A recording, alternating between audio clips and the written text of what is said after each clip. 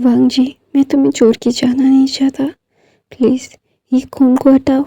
मैं मैं इन सारी चीज़ों को नहीं चाहता। प्लीज़ मेरी हेल्प करो, प्लीज़ मेरी हेल्प करो वांग जी। ऐसा बोल के कोई ओमेगा एक अल्फ़ा को, जिसका नाम लान वांग जी है, उसे चीख चीख के बुला रहा है। और उस लान वांग जी अल्फ़ा के आँखों में बहुत सारे आंसू हैं और बोल रहा है, तुम टेंशन मत करो विंग, मैं तुम्हारे पास हूँ। तुम्हें कोई और हर्ट नहीं करेगा। मैं तुम्हारे साथ रहूँगा। तुम कभी भी अकेले नहीं हो। मैं तुम्हारे साथ हूँ। प्लीज़ मुझे छोड़ के मत जाओ। मैं तुम्हारे पास हूँ। तुम ऐसे क्यों चीख रहे हो, चिल्ला रहे हो विंग? मैं हूँ ना, प्लीज़। मैं हम सारी चीज़ें फिगर आउट करेंगे ना। तुम्हें कोई भी प्रॉब्लम नहीं होगी। I promised you, I really really promised you. You don't have to worry about it. I love you wing, please मुझे माफ़ कर दो। मैं जब तुम्हारे साथ रहना था तब मैं नहीं रहा, उसके लिए आई एम रियली सॉरी। मुझे माफ़ कर दो ना विंग, प्लीज़ मुझे एक और मौका दो। विंग विंग, ये खून किसका है? विंग उठो ना बाबे, ये सब मुझे डराओ मत। मैं जानता हूँ कि मैंने बहुत गलत किया। मुझे तुम्हारा साथ देना चाहिए था, सबसे लड़ना चाहिए था। तुम गलत नहीं हो। हमारा प्यार गलत नहीं है। हम दोनों का साथ गलत नहीं है। मैं ये सारी चीज़ें मानता हूँ। I am really sorry.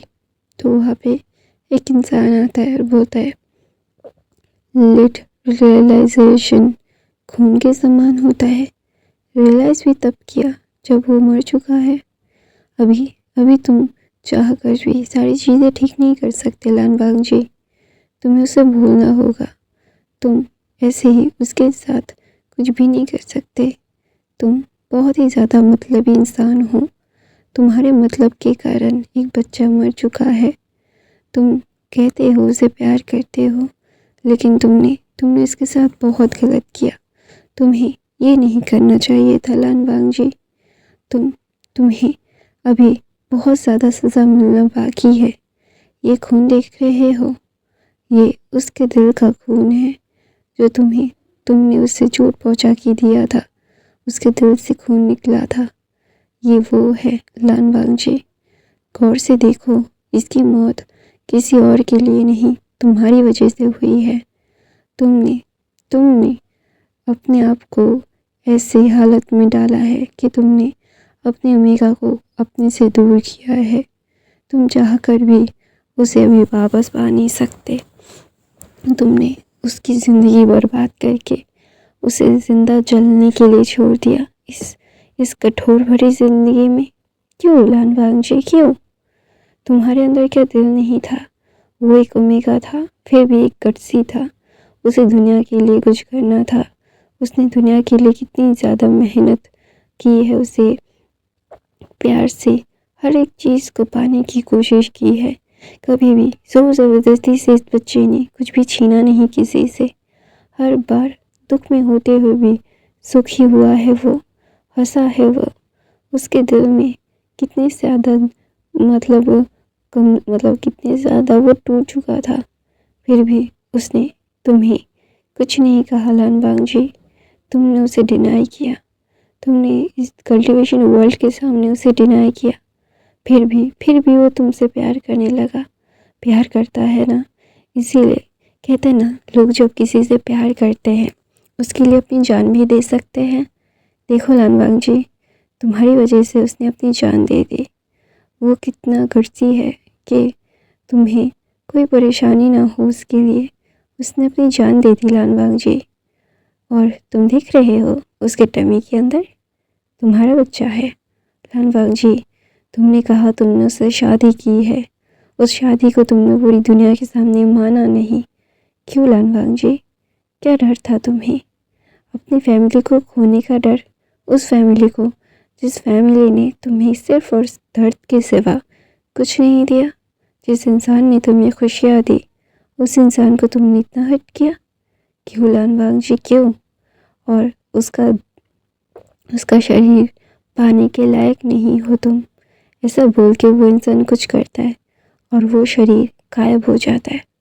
और वो शरीर गायब होने के बाद वांग जी जो उस शरीर को पकड़ के रखा था वो चीखने लगता है। चिल्लाने लगता है, बोलता है नहीं मेरे साथ ऐसा मत कीजिए, मैं सारी चीज़ें झेल नहीं सकता, मुझे बहुत तकलीफ़ हो रही है, मुझे सांस लेने में तकलीफ़ हो रही है, मैं इन सारी चीज़ों को मैं नहीं चाहता, मुझसे दूर मत भेजिए उसे, मैं प्यार करता हूँ उससे, उसके बगैर नहीं रह सकता, प्लीज़ मेरे साथ ऐसा मत कीजिए। ऐसा बोल के वांगजी रो रहा था, चीख रहा था, चिल्ला रहा था, लेकिन वो लाश वापस नहीं आती। और वो बोल रहा था उसे कोई चोट नहीं आई थी। और तभी ही एक इंसान आता है, दूसरा इंसान, और बोलता है गलती तुम्हारी है लानवांगजी, वो चाह कर भी अभी तुम्हारे पास नहीं आ सकता, वो कभी भी दूसरी बार जन्म नहीं लेगा, उसने 2 बार जन्म लेके तुम्हारे पास आया है वो, इस बार तुमने ही अपने हाथों से उसे मार दिया। क्यों लानवांगजी, क्यों तुम इतनी ज़्यादा क्रूअल क्यों हो अपने मेट की तरफ? मून गॉडेस हूँ मैं, फिर भी तुमने ये किया क्यों? वांगजी मैंने तुम्हें कभी भी ये नहीं सिखाया था। तो वहाँ पे वांगजी बोलता है moon goddess please help me, मैं अपने ओमेगा को खोना नहीं चाहता था, मैं इसीलिए तो उसके साथ नहीं था। तो वहाँ पे मून गॉडेस बोलती है क्यों नहीं थे तुम? उसे प्रोटेक्ट करना होता तो अपने साथ रख के प्रोटेक्ट कर सकते थे। अगर जिस वक्त प्रोटेक्ट करना चाहिए था किया नहीं, अपने बच्चे को और अपने ओमेगा को एक मिस्ट्रेस का टाइटल देके इस दुनिया से जाना पड़ा, और तुम ये सारी चीज़ें कर रहे हो। तुम कितनी शेमलेस हो लानवांगजी, मुझे शर्म आती है कि तुम्हारे लिए मैंने उस बच्चे को चुना। मुझे पहली बार अपनी लाइफ में एक डिसीजन पे रिग्रेट हो रहा है। वो बच्चा इस दुनिया का सबसे अच्छा बच्चा था, उसे हर एक चीज़ अच्छे से पता थी, वो चाह कर भी कभी किसी के साथ गलत नहीं कर पाता था। मैंने सबसे ज़्यादा प्योर ओमेगा तुम्हें दिया था, इस दुनिया का सबसे खूबसूरत ओमेगा, सबसे प्यारा ओमेगा। कोई भी तुम कितने ज़्यादा ही गलत थे वांगजी, लानवांगजी, मैं तुमसे तुम्हारे मेट को छीनता हूँ। तो वहाँ पे वांगजी जो चीख रहा था, बोल रहा था नहीं प्लीज़ ऐसा मत करो, मेरे मेट बॉन को मुझसे मत हटाओ, मैं खुद को कभी माफ़ नहीं कर पाऊँगा, प्लीज़ नहीं ऐसा मत कीजिए, मैं मर जाऊँगा। उसका एहसास अगर मेरे पास नहीं होगा तो मैं मर जाऊँगा। तो वहाँ पे वांगजी मतलब मून गॉडेस बोलती है तुम मर जाओ, मुझे कोई फ़र्क नहीं पड़ता कि तुम कितने ज़्यादा काम करते हो, क्या फील कर रहे हो। मैंने तुम्हें फेवर किया था, इसके लिए तुमने ये सारी चीज़ें की। तुम ऐसे कैसे कर सकते थे? मैंने तुम्हें कितनी बार मना किया, लेकिन तुमने हर बार अपने पैरों को पीछे किया। क्यों लानवांगजी, क्यों? ऐसा बोल के वो मीट मार्क हटा रहा था मून गॉडेस वांगजी के चट्स थे। तो वांगजी चीख रहा था, बोल रहा था नहीं गॉड प्लीज़ मून गॉडेस मुझे ऐसे पनिश मत कीजिए, मैं उसके बगैर नहीं रह सकता। अगर उसका सिंबल मेरे पास नहीं हुआ तो वो मेरे पास कभी वापस नहीं आएगा।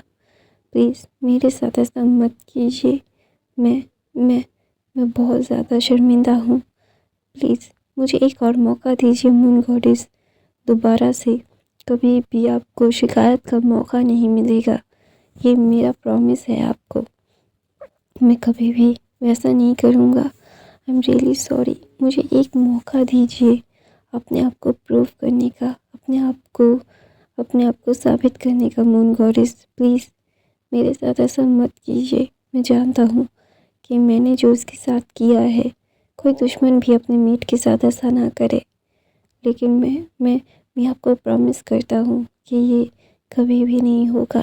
मैं कभी भी दोबारा उसे हर्ट नहीं करूँगा, कभी भी नहीं। प्लीज़ मुझे एक मौका चाहिए, मुझे एक मौका दे दीजिए अपने आप को प्रूव करने का, उससे प्यार करने का। प्लीज़ गॉडेस ऐसा मत कीजिए। तो वहाँ पे मून गॉडेस बोलती है बिल्कुल नहीं, मैं तुम्हें मौका दूँ उसे दोबारा से हर्ट करने का? नहीं, वो बच्चा मेरे लिए बहुत ख़ास है, इसीलिए मैंने तुम्हें दिया, लेकिन तुमने उसे चेरिश नहीं किया। इसका मतलब ये है कि तुम्हें उसकी ज़रूरत नहीं है लान वांगजी। वी वर्षन और से तुम्हारा मीट नहीं है। ऐसे बोल के लास्ट एक सिंबल था, उसे मून गॉडेस खींच लेती है वी वांगजी के चेस्ट से। तो वहाँ पे मून वांगजी जो अपने आप को जिस खाली महसूस कर रहा था, उसे समझ नहीं आ रहा कि वो अभी कैसा फील कर रहे, उसे कैसा फील करना चाहिए। वो टूट चुका है, बिखर चुका है, उसे समझ नहीं आ रहा कि उसे ये सब कैसे लग रहा है। कोई उसे ऐसे छोड़ के कैसे जा सकता है? उसका मीट उसे ऐसे छोड़ के नहीं जा सकता। वो अपने मीट से बहुत प्यार करता है। वो अपने मीट को अपने आप से अलग नहीं करना चाहता था। वो जिंदा लाश बन चुका है। उसके अंकल ने उसके साथ ये क्यों किया? क्यों? उसके अंकल ने उसके साथ बहुत गलत किया, बहुत ज़्यादा गलत। उसने कभी भी ये सारी चीज़ें समझ ही नहीं पाया। क्यों उसके अंकल उसे इतना नफरत करते हैं? क्यों उसके अंकल ने उसकी अम्मिका के साथ उसका मीट बॉन्ड तोड़ दिया? क्यों? वाई? उसे समझ नहीं आ रहा। वो किससे जाके पूछे? क्या पूछे? उसने तो सब कुछ खो दिया, सब कुछ, एवरी सिंगल थिंग। वो सारी चीज़ें वो टूट चुकी है। क्या हुआ है, क्या नहीं, वो समझ नहीं पा रहा। वो जिंदा लाश की तरह अपने कबीले लैन कबीले के पास जाता है, जहाँ पे देखता है उसका बड़ा भाई जो राजगद्दी पे बैठा हुआ है। उसे इस राजगद्दी की कभी भी लालसा नहीं थी, कभी भी नहीं। उसने कभी भी इस गद्दी की लालसा नहीं जताई। उसे कभी भी इस गद्दी की चाह नहीं थी, लेकिन फिर भी उसे इस पॉलिटिक्स में ढकेल के उसके प्यार को उससे अलग कर दिया, उसके मीट को उससे अलग कर दिया, उसकी रूह से उसकी रूह को अलग कर दिया। उसकी आधी रूह थी विंग, उसकी आधी रूह को खींच लिया। मून गॉडेस उससे नाराज़ है। तो वहाँ पे वांगजी हंसता है। वहाँ पे सब लोग वांगजी की तरफ देखते हैं। वांगजी की हालत बहुत बुरी थी। ऐसा देख के ही लग रहा था कि वांगजी टूट चुका है, बिखर चुका है। कोई भी समझ नहीं पा रहा था। ग्रेट लैंड मस्ट मतलब सेकंड प्रिंस ऑफ गुसू ऐसा कैसे फील कर सकते हैं, ऐसा कैसे उनके साथ हो सकता है। तो वहाँ पे वांगजी सीधे अपने माँ बाप, अपने भाई और अपने चीफू के पास, अंकल के पास जाता है और बोलता है, खुश है आप लोगों ने मुझसे उसे छीन लिया। वो मुझे छोड़ के चला गया और मैं उसे रोक नहीं पाया। क्यों किया ऐसा? मैंने तो कभी भी आप लोगों के साथ गलत नहीं किया था, ना मैंने कुछ कहा था आपको कि मेरे लिए कुछ करने के लिए। हर बार आप लोगों ने मुझे ऐसे क्यों तोड़ा? क्यों? वाई? क्या मैं आप लोगों का फैमिली का हिस्सा नहीं था? इतना आसान है क्या अपने फैमिली मेम्बर को ऐसे तोड़ देना? और अपने भाई की तरफ देखे बोलता है, मैंने कभी भी ये गद्दी नहीं चाही थी, मैंने कभी भी आपके साथ कम्पीट नहीं किया था। मैं सिर्फ अपने आप को बिजी रखता था वो सारी चीज़ें करके, क्योंकि मेरे पास कुछ करने के लिए नहीं था। मैं क्या ही करता? मेरे पास कोई फैमिली नहीं थी जिसके साथ मैं टाइम स्पेंड कर सकूं, बातें कर सकूं, अपनी फीलिंग्स को शेयर कर सकूं। इसीलिए मैं कल्टीवेशन करता था, इसीलिए मैं कल्टीवेशन में इतना अच्छा था, इसीलिए आपने मेरे मीट को मुझसे छीन लिया। क्यों? क्या मेरी गलती इतनी बड़ी थी कि आपका भाई था मैं? इससे अच्छा था मुझे बचपन में जैसे एक बार मारना चाहा था, बच गया था, बहुत मुश्किल से। दूसरी बार मारते थे, मतलब दूसरी बार कोशिश करते तो मर जाता शायद, तो वो ही अच्छा होता, शायद मर जाता तो ही अच्छा होता। ऐसा बोल के वांगजी जो टूट चुका था, बिखर चुका था, अपने फैमिली की बिट्रेयर को, अपने मदर की बिट्रेयर को वो झेल नहीं पा रहा था। उसके मदर ने, उसके फादर ने उसके साथ बिट्रे किया। क्यों? ये गुसू के बनवासी सारे क्लैंस उसके ऊपर प्रेशर कर रहे थे। वो जानता था कि वो चाहे तो अभी सबको मार सकता है, लेकिन वो दूर जाता है और बोलता है, हाँ आप लोगों को क्या फ़र्क पड़ता है? मैं ज़िंदा रहूं, मर जाऊं, क्या होगा मेरे साथ? ऐसा बोल के वांग जी अपनी मदर की तरफ देखता है, बोलता है, मैं अभी लैन वांग जी ये दुआ करता हूँ कभी भी आप जैसी मदर किसी की ना बने। आप मेरे लिए कभी भी मदर नहीं थी, शायद इसीलिए आप मेरे लिए मदर नहीं बन पाई, कभी मुझे प्यार नहीं कर पाई। थैंक यू मुझे इस जालिम दुनिया में अकेला छोड़ने के लिए, मुझे समझाने के लिए कि ये जालिम दुनिया कैसी होती है। अगर माँ भी जालिम हो तो ये दुनिया और बहुत ज़्यादा अच्छी लगने लगती है, क्योंकि अगर माँ ही जालिम होगी तो दुनिया की जालिम मतलब जुल्मियत ज़्यादा नहीं लगेगी, ज़्यादा हर्ट नहीं करेगी, ज़्यादा परेशान नहीं करेगी। ऐसा बोल के वांग जी अपने स्वॉर्ड को बुलाता है और एक कांच के बॉक्स के अंदर कुछ रखा हुआ था उसकी तरफ अपने स्वॉर्ड को आदेश देता है, उसे तोड़ दो। ऐसा बोलते ही उसका स्वॉर्ड जाके उस चीज़ की आर पार हो जाती है। सब लोग आके फाड़ फाड़ के देख रहे थे। इसी इंसान ने इसी चीज़ को दिया था लैन क्लैन को, और अभी यही इस चीज़ को अलग कर रहा है। और वांग जी जस्ट उसे ख़त्म करके एक मुस्कुराहट देता है, उसकी आंखों में आंसू थे और वो बोलता है, लीजिए अभी आप लोग क्या कर सकते हैं कीजिए। ऐसा बोल के वांग जी अपने स्वॉर्ड को बुलाता है, उसके बैठता है और वो उससे चला जाता है। उसे पता नहीं कहाँ जाना है। और सब लोग जो लैन शी चैन के मतलब होता है ना ताजपोशी के लिए आए थे, वो सब लोग जस्ट शॉकिंगली दिखते। विजन स्टील सब मतलब इन आयरन ख़त्म हो चुका है। इन आयरन की पावर लैन क्लैन के पास नहीं है।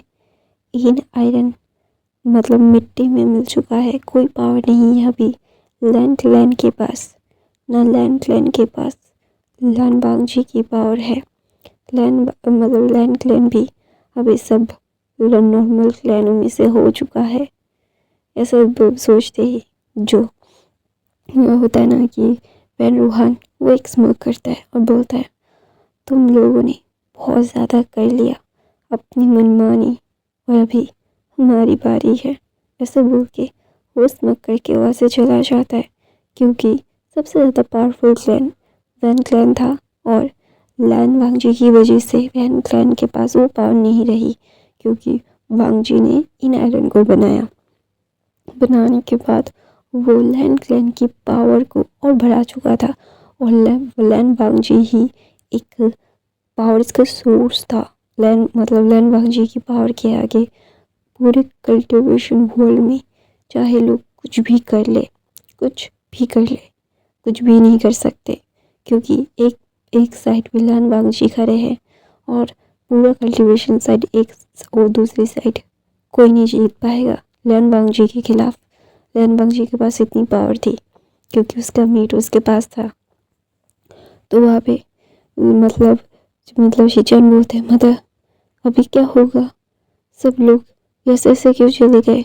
तो वहाँ पे चिरन बोलता है, इस इन आयरन के टुकड़े की वजह से ही हमारी इतना दबदबा था। वांग जी को ढूंढो, उसे समझाओ। तो वहाँ पे एक बूढ़ा इंसान आता है जो वांग जी को बचपन से देखता आया हुआ है कि वांग जी को बचपन से ही ऐसे ट्रीट किया गया है कि वो बिल्कुल इम्पोर्टेंट नहीं रखता, बिल्कुल भी नहीं। कोई भी कुछ भी करने लगता है तो वहाँ पे वो आता है और बोलता है, आप लोगों ने जो किया उसके बाद आपको क्या लगता है कि ये सारी चीज़ें आप कर पाएंगे? बिल्कुल नहीं, आप लोग बिल्कुल भी उसके काबिल नहीं हैं।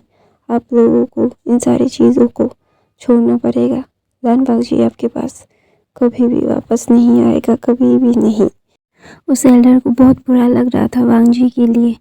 वांग जी ने होल्ड हार्टेडली इस क्लैन के लिए, ये लैन क्लैन के लिए सब कुछ किया, लेकिन लैन क्लैन ने हमेशा से ही वांग जी को डिसअपॉइंट किया है, वांग जी को हर्ट किया है। ये सारी चीज़ें वो चाह कर भी बदल नहीं सकते। उन्हें बहुत हर्ट हो रहा था, बहुत हर्ट। लेकिन वहाँ पे शिचन अपने मदर फादर की तरफ देख के बोलता है कि ये सारी चीज़ें क्या होंगी, अभी क्या होगा। तो वहाँ पे मैडम लैन बोलती है वांगजी को हमें ढूंढना पड़ेगा, वो ऐसा नहीं कर सकता, वो अपने क्लैन के साथ गद्दारी नहीं कर सकता, इस क्लैन ने उसे पाला है और उसके लिए उसे यहाँ पे आना ही होगा। तो वहाँ पे एक एल्डर ओमेगा आती है और वो मैडम लैन की तरफ देख के एक डिस्कस लुक से देखती है और बोलती है तुम माँ बनने के काबिल नहीं हो। ऐसा बोल के मैडम लैन की तरफ ऐसे डिस्कस लुक्स देख के वो एल्डरली बोलती है अभी हमें सिर्फ क्या करना है आपको पता है। वहाँ के सारे एल्डर्स वहाँ से जा रहे थे। तो वहाँ पे जिंगन जुन बोलते हैं आप लोग कहाँ जा रहे हैं। तो बोलता है आपको क्या लगता है अभी सारे क्लैन क्या तैयारियों में होंगे, आप दिमाग से पैदल हैं ये तो पता था, लेकिन इतने पैदल हैं ये नहीं पता था। दोनों वहाँ पे जिंगन जुन अपना सर नीचे कर लेते हैं। उन्हें समझ नहीं आता कि अभी उनको ऐसे क्यों बोला गया। तो वहाँ पे ना सब लोग जंग की तैयारी में थे, लेकिन दो एल्डर्स ने जो लैन क्लैन के जो पूर्वज के जो बुक्स थे ना वहाँ से गायब करवा दिए थे, क्योंकि सबको पता है लैन वांगजी ने इन बुक से ही अपनी शक्तियों को बढ़ाया है, उसने नॉलेज गेन की है। तो ऑफ कोर्स इन बुकों को बहुत अच्छे तरीके से वो छुपाना होगा। अगर किसी के पास ऐसी ताकत और आ गई तो सब कुछ ख़त्म हो सकता है, कभी भी पूरी दुनिया का तबाह हो सकती है। अगर ये दुनिया तबाह होने लगी तो सब कुछ ख़राब हो जाएगा, जो बिल्कुल भी सही नहीं होगा। तो वहाँ पे विंगना वांगजी ना जस्ट एक बेरियल माउंट में वहाँ पे बैठा हुआ था। उसके आधी छाती जली हुई थी क्योंकि उसके ओमेगा का मार्क उससे छीना गया था। उसके ओमेगा का मार्क था लोटस, बहुत बड़ा लोटस का मतलब होता है ना कि एक छाप था उसके चेस्ट पे जो विंग का था। तो उसे हटा मतलब मून गॉडेस ने तो उसे पनिश किया ना, तो इसीलिए उसने मतलब उसकी छाती से वो मार्क चला गया और वहाँ पे पूरा जले हुए का निशान था। तो वहाँ पे वांगजी रो रहा था और बोल रहा था विंग क्या तुम्हें बहुत दर्द हो रहा है, मुझे भी बहुत दर्द हो रहा है, मेरा मार्क तुम्हारा सिंबल मुझसे छीन लिया गया, मुझे पता है कि ये मैं डिज़र्व करता हूँ, मैंने तुम्हें बिल्कुल भी प्रोटेक्ट नहीं किया, इसीलिए शायद मेरे साथ ऐसा हुआ। मैं तुमसे एक मौका चाहता हूँ विंग, क्या मुझे तुम दोगे। मैं जानता हूँ मैंने जो किया वो बहुत ज़्यादा गलत था, मुझे वो नहीं करना चाहिए था, मैंने जो किया उसके लिए मैं बहुत ज़्यादा शर्मिंदा हूँ, बहुत बहुत ज़्यादा शर्मिंदा। मैं बिल्कुल भी नहीं जानता कि ये सारी चीज़ें क्या होंगी कैसे होंगी। तो वहाँ पे विंग ना वांगजी की तरफ देखता है और विंग वांगजी चांद की तरफ देखता है, बोलता है मून गॉडेस एक बार मुझसे बात कीजिए, आप मेरे साथ ऐसा नहीं कर सकती, आपने जैसा कहा मैंने वैसे किया, आपने जिसके जैसे मुझे करने के लिए कहा, आपने मेरी किस्मत ऐसे क्यों लिखी मून गॉडेस। मैं जानता हूँ कि ये सारी चीज़ें मेरे कर्मों की सज़ा नहीं है, ये आपने ही मेरे लिए लिखा है। क्यों आपने मेरे लिए ये इतना दुख क्यों लिखा, मेरे विंग को मुझसे ऐसे क्यों छीन लिया आपने। मैं आपसे जानना चाहता हूँ, आपको मुझे बताना होगा, आप ऐसे नहीं कर सकते मेरे साथ। मैं बहुत ज़्यादा टूटा हुआ हूँ, मैं नहीं जानता मैं कैसे सारी चीज़ों को हर्ट करूँगा, मैं कैसे सारी चीज़ों को ठीक करूँगा, मुझे ठीक करना है।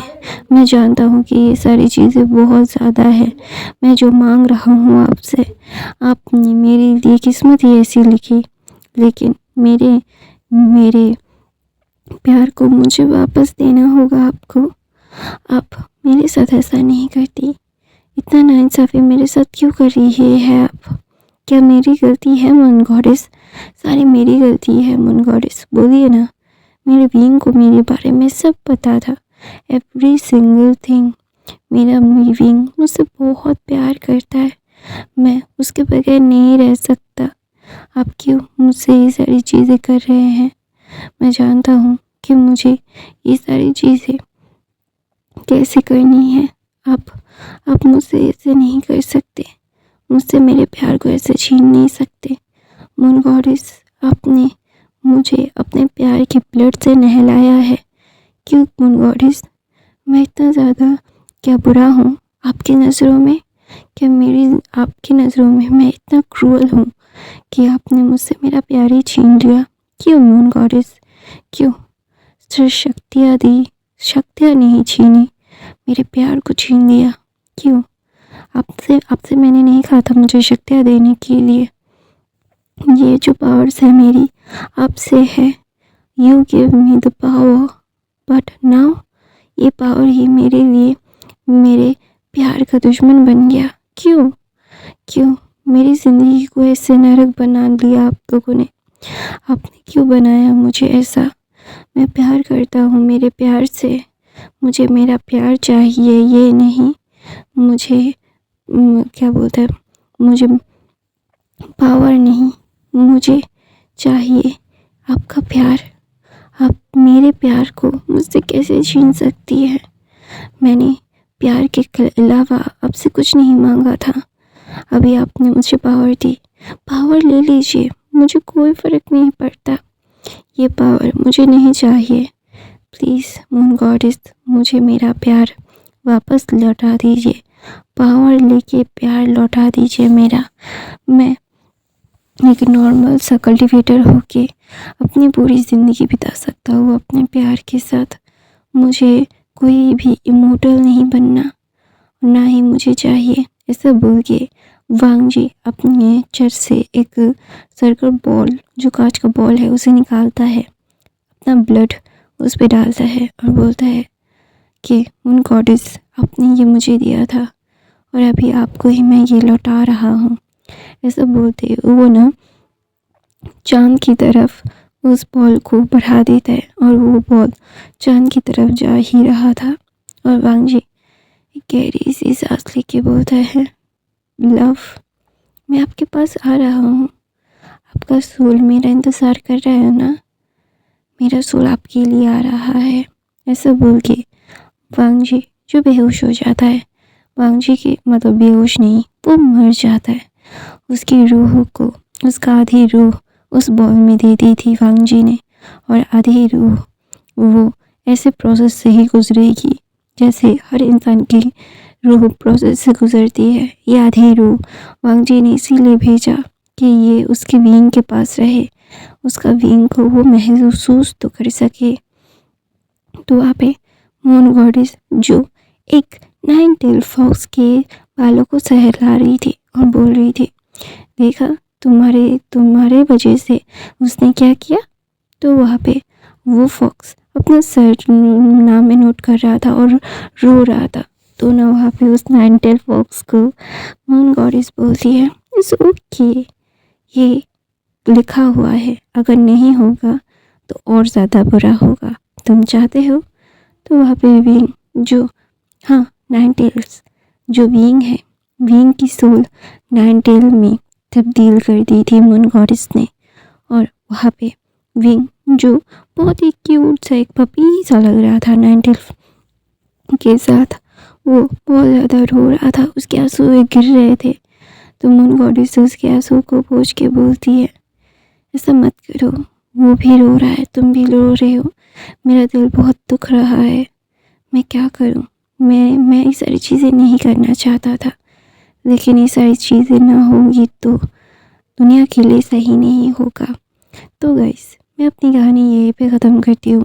आपको ये फर्स्ट पार्ट कैसा लगा मुझे कमेंट करके ज़रूर बताइएगा। मेरे बाकी के फ़ैन फिक्शन ज़रूर देख लीजिएगा, मैं हर रोज़ एक फ़ैन फिक्शन डालती हूँ। और thank you so much for the watching guys. Please यार, मेरी तबीयत बहुत ख़राब है, आपको पता ही तो होगा ना, तो नॉइज़ आ रही है मुझे पता है, लेकिन मैं क्या करूँ यार, नहीं अभी मैं नॉइज़ को नहीं रोक सकती, तो इग्नोर करो। बाकी की फैन फिक्शन देखो, इतने फैन फिक्शन है कि आप लोग देखते देखते थक जाओगे, लेकिन ख़त्म नहीं होंगे। आई love you guys, thank you so much for the watching.